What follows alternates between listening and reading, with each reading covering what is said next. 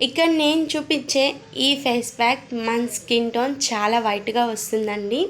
ఖచ్చితంగా ట్రై చేయండి. నేను యూజ్ చేస్తున్నాను. Hi friends, welcome back to sweety world. ఎలా ఉన్నారండి అంతా? నేనైతే చాలా బాగున్నాను. మీరు కూడా చాలా బాగుండాలని కోరుకుంటున్నానండి.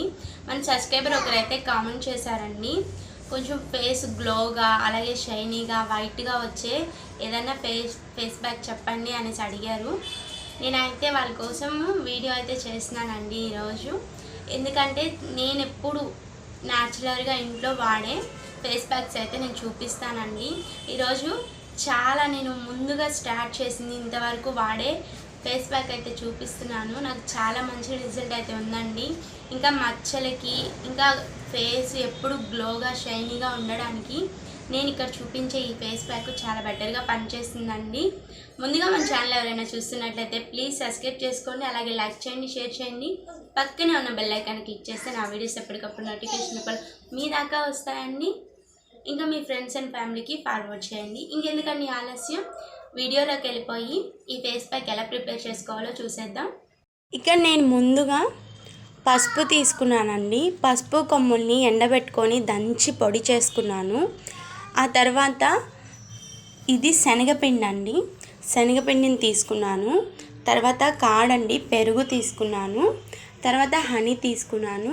అన్నీ ఒక 2 టేబుల్ స్పూన్ ఉండేటట్టు తీసుకున్నాను. ఇప్పుడైతే ఒక చిన్న బౌల్ తీసుకొని పెద్ద స్పూన్ అండి తీసుకొని ఒక 2 స్పూన్లు శనగపిండి తీసుకుంటున్నాను.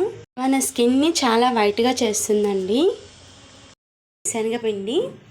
తర్వాత నేను పసుపు కొమ్ములు దంచుకొని తీసుకున్న పసుపు అండి, ఇక్కడ 1/2 టేబుల్ స్పూన్ కంటే తక్కువ తీసుకున్నాను. తర్వాత పెరుగండి, పెరుగు 2 స్పూన్లు తీసుకుంటున్నాను. తర్వాత హనీ అండి, హనీ 2 స్పూన్లు తీసుకుంటున్నాను. తేనె. ఈ ప్యాక్ ఎలా ప్రిపేర్ చేస్తున్నానో చూడండి. ఇంకా మీకు మొటిమలు, మచ్చలు ఇలా ఉన్నట్లయితే, పింపుల్స్ ఎక్కువగా ఉన్నట్లయితే మీరు టమోటా రసం 1 స్పూను, నిమ్మకాయ రసం 1 స్పూన్ యాడ్ చేసుకోవచ్చు. మచ్చలు అలాగే పింపుల్స్ ఉన్నట్లయితే పోతాయండి. ఇక్కడ నాకు ఎలాంటి పింపుల్స్ లేవు కాబట్టి నేను యూజ్ చేయట్లేదు. చూడండి ఎలా కలుపుకుంటున్నాను. మనం చాలా స్మూత్గా కలుపుకోవాలి. అంతా మనం తీసుకునే ఇంగ్రీడియంట్స్ అంతా కలిసిపోయేలాగా కలుపుకోవాలి ప్యాక్ని. చూడండి ఎంత స్మూత్గా ఈ ప్యాక్ ప్రిపేర్ అవుతుందో. ఈ విధంగా మనం మొత్తం కలుపుకోవాలి.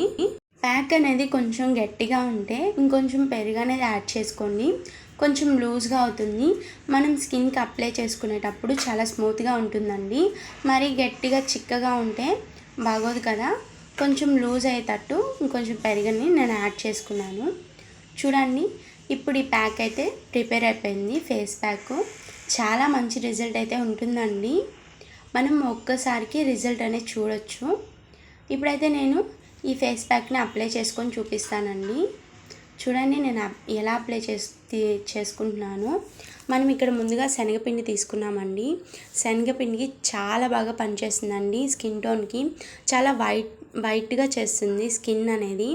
ఇంకా మనం ఇది డైలీ పచ్చి పాలు ఉంటాయి కదండి, అందులో కూడా యాడ్ చేసి పూసుకుంటే చాలా మంచి రిజల్ట్ ఉంటుంది.